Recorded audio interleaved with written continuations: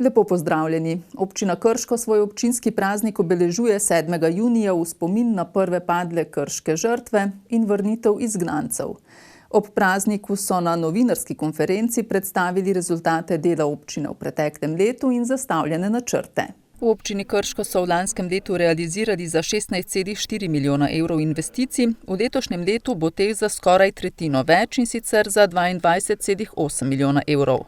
To je pravzaprav razlog v tem, da smo del investicij, ki so bile v lanskem letu že dokončane, poplačali v letošnjem letu, seveda pa odpiramo kar precej novih investicij, med katerimi posebej izpostavil knjižnico v Krškem.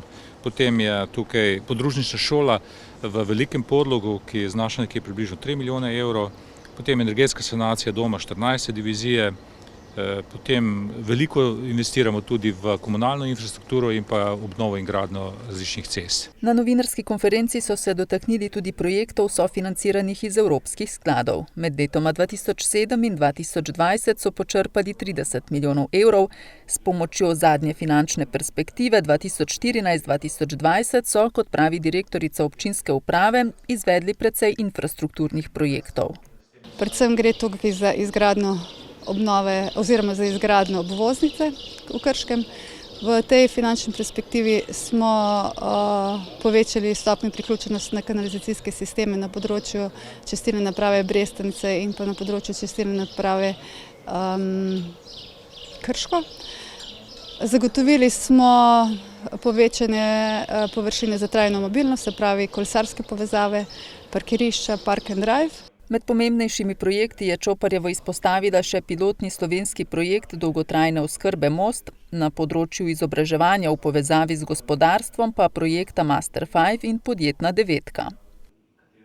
Iz Krškega pa v Brežice, kjer so pričeli delovati tako imenovani coworking prostori, ki predvsem malim podjetnikom omogočajo, da si delijo oziroma souporabljajo delovni prostor. Skupni delovni prostori so primerni predvsem za podjetnike posameznika ali manjše ekipe, ki želijo pospešiti razvoj svojega izdelka ali storitve. Prostori so namenjeni mladim podjetnikom, občina pa tudi naš zavod nekako nadaljujemo tradicijo oziroma želim si izpostaviti tradicijo, da vzpostavljamo neko podporno okolje za razvoj podjetništva, tako da načeloma je namenjeno mladim podjetnikom in tisti, ki si nekako želijo to postati. V Brežicah zlasti v zadnjem letu opažajo precejšen interes po tovrstnih prostorih. Kar nekaj podjetnikov se je obrnilo na nas, ker so iskali prostore tudi v času covida, ker so delali doma, pa doma je bila cela družina, pa je bil iz tega problem potem tudi mirno delo, tako da ravno takrat bi bili te prostori še bolj primerni, ampak tudi zdaj je povpraševanje, deluje pa sicer po sistemu letečih mizic, tako da je 9 prostorov na voljo, pa uporabniki se lahko izmenjujejo, zdaj lahko rezervirajo po uricah, pa potem takrat, ko rabijo, pač pridejo.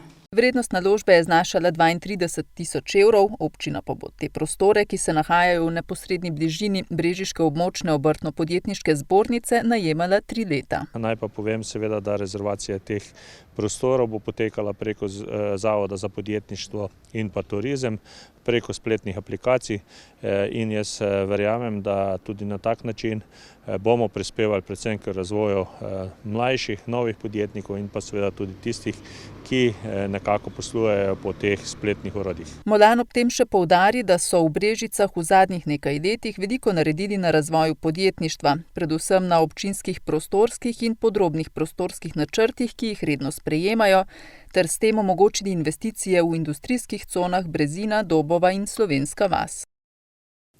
Ob Mednarodnem dnevu Save in Svetovnem dnevu varstva okolja smo obiskali Vrbino, ki se je v zadnjih letih od umestitve hidroelektrarne Brežice precej spremenila. Poglejmo.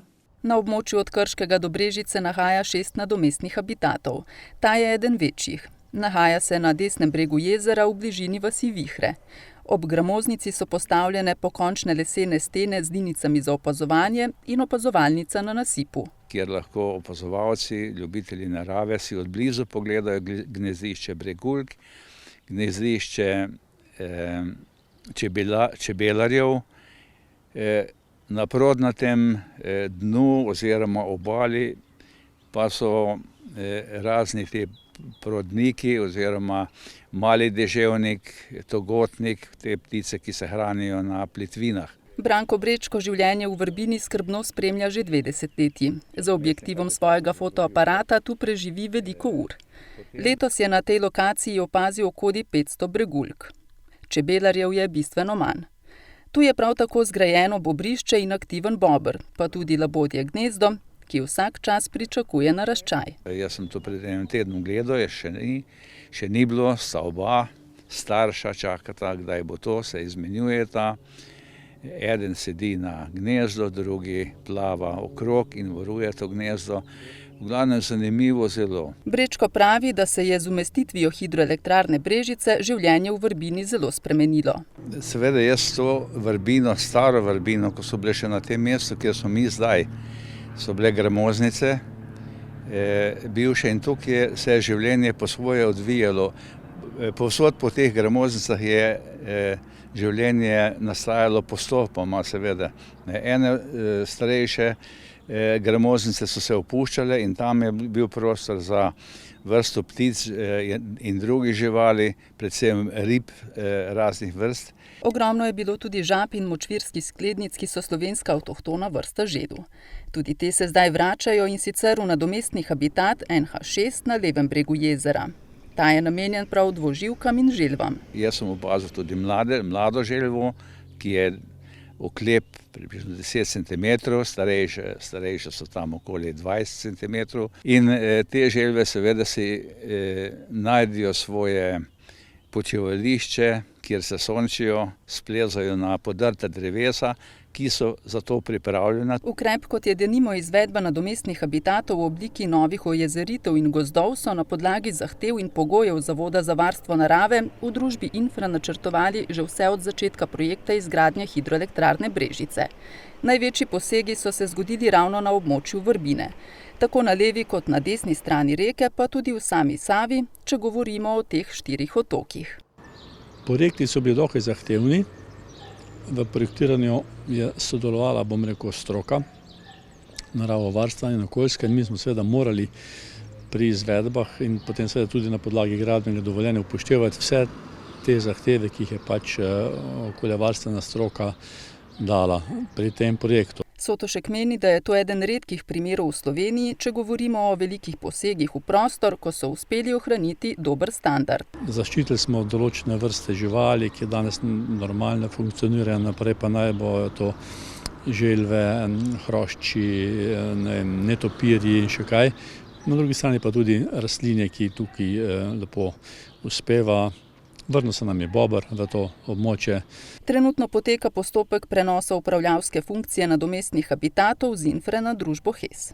Branko Brečko, ki Vrbino obišče skoraj vsak dan, opaža razliko med življenjem danes in pred leti.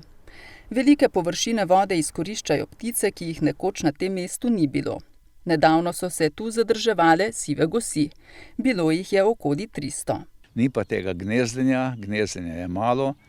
Razen opazujem gnezdenje labodov, tega je veliko, ni pa gnezdenja čopastih ponirkov, malih ponirkov, kar je bilo prej. Tako da po tej strani je malo izgube, drugače po drugi strani je pa, se pravi, nekje, če bi dal na tehtnico. Zaenkrat še ni v prid novega jezera, mislim pa, da se bo to izenačilo čez nekaj let. V starem mestnem jedru Krškega poteka izgradnja čebelarskega centra. S projektom želijo vzpostaviti skupno mrežo posavskih čebelarjev, za projekt pa bo občina namenila okoli 190 000 evrov. Gradnja čebelarskega regijskega centra poteka v okviru posavskega projekta Čebelarski mozaik. Tu bodo vzpostavili laboratorij za analizo medu in voska, uredili urbane čebelnjake, medovite gredice, učne čebelarske poti, izvedli usposabljanja biodinamičnega čebelarjenja, strokovna izobraževanja in svetovanja. Cilj je ohranjanje čebelarjenja ter ozaveščanje o pomenu čebel in vzorni skrbi zanje. Območni odbor Združenja za vrednote slovenske osamosvojitve Krško-Kostanjevica na Krki je v soboto pripravilo javno tribuno ob 30-letnici osamosvojitve Slovenije z gostom brigadirjem generalom Tonetom Krkovičem. Vi veste, da so se nekateri največji dogodki že tam leta 1989 in tudi kasneje dogajali prav v tem prostoru. Tudi kasneje, se prav v tem času, pa tudi kasneje, se prav čez slab mesec dni, so bili poglavitni procesi pravzaprav pomembni za celo Slovenijo, so se odvijali v tem prostoru. Torej, ni bilo lahko, bilo je pa, jaz sem prepričan, mi smo bili nafiljeni, nabiljeni s tem pogumom, z to entuziazmom, da se obranimo tisto, kar je bilo na plebiscitu odločeno. Društvo salamarjev Sevnica letos obeležuje 60-letnico delovanja. Letos tako mineva 60 let, odkar se v Sevnici na salamijadi zbirajo salamarji od blizu in daleč, ki na ocenjevanje in pokušino prinesejo svoje suhomesnate izdelke. Ob jubileju so v društvu izdali monografijo Sevniška salamijada avtorja Oskarja Zorana Zeliča, ki so jo prejšnji teden predstavili na novinarski konferenci. Monografija obsega celovito predstavitev nastanka salamijade, njenega razvoja in ljubiteljskega delovanja sevniških salamarjev. Monografija prvič prinaša celovit pregled nastanka in razvoja te najstarejše gastronomsko-turistične prireditve v Sloveniji in tudi gre za največji salamarski praznik v slovenskem, evropskem, tudi svetovnem merilu. Na to so v društvu salamarjev Sevnica izjemno ponosni. Se pravi, in prireditev in sama strokovna ocenitev, ki jo vsako leto izvršimo na 10. marca, kažejo, da hodimo po pravi poti in smo tudi vodnik marsikaterim danes mlajšim salamijadam in nenazadnje ta mednarodni pečat, ki ga je Sevnica dosegla z 5 državami, ki podobne prireditve pripravljajo v svojih državah, je nekaj, kar seveda nas lahko si upam pohvaliti pelje v večnost. Z društvom sodeluje Kmečka zadruga Sevnica. Leta 2014 sta namreč podpisala pogodbo o izdelavi sevniške salame. Tukaj smo dodali svoje znanje, se pravi znanje tehnologije in pa znanje konec koncev tudi samo dobavo surovine, kakovostne surovine od okoliških kmetov, tako da tukaj je, tako kot zagotavljamo sama surovina preverjenega porekla, tudi porekla izbrane kakovosti in zagotavljamo, da je izdelek, ki pride do kupca v katerem koli delu Slovenije, narejen po tem osnovnem receptu, po tem tradicionalnem receptu. In pa tukaj velikokrat mi pravimo, da je tukaj v samem izdelku samo poper, sol. Salamijada je postala tudi velik promotor turizma v Sevnici. Povezali smo jo potem z Modro Frankinjo in nam je dalo spodbudo za oblikovanje tudi nekih novih produktov, kot so košarice na Ajdovskem Gradcu, kjer nekako poskušamo gostu pričarati to naravno vrednoto, danost v okolju z neko kulinarično ponudbo, z možnostjo vodenja in se prilagodimo tudi v bistvu času in povpraševanju s trga. In tako gradimo skupno prepoznavnost in skupno kvalitetno ponudbo v kulinariki, v enologiji, vina, tudi grozdni sokovi prihajajo, predvsem pa se dopolnjuje to z odličnimi gostilnami in gostinsko ponudbo, tudi hotelsko ponudbo. Kot še dodaja Ocvirk, želijo na tak način postati in ostati kvalitetna zelena destinacija. V Kulturnem domu Krško je na ogled razstava 20 udeležencev letošnjega ekstempora Krško z naslovom Ribnik. Glavni motiv upodobitve na ekstemporu je bila krajina z ribnikom v Brestanici. Slikali smo ob ribniku med ribiči pod krošnjami dreves pod mentorskim vodstvom magistrice slikarstva Nevenke Ruškovič. Kot je dodala sogovornica, je motiv skrajno običajen in v želji, da bi prizore prikazali izrazitejše kot so bili udeleženci na nek način primorani k premisleku o predvsem komponiranju barv. Kako te hladne, zelene, modre barve, zemeljske puste potem ojačati z neko barvitostjo. Udeleženci so hladno, modro in zeleno paleto prepojili in obogatili z malodane celotno barvno lestvico. Letošnjega ekstempora Krško se je udeležilo 20 ljubiteljskih slikarjev. Extempore je nosilni projekt Društva likovnikov Krško, kamor povabimo člane tudi drugih društev. Vsako leto slikamo v drugem kraju naše občine. Letos smo imeli srečo, da so se ukrepi sprostili in smo lahko realizirali po terminskem planu. Krški likovniki tudi v prihajajočem času ne bodo mirovali.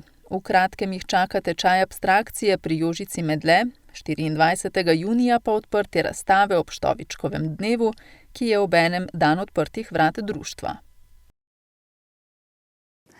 Za konec poglejmo še na spletni portal eposavje.com.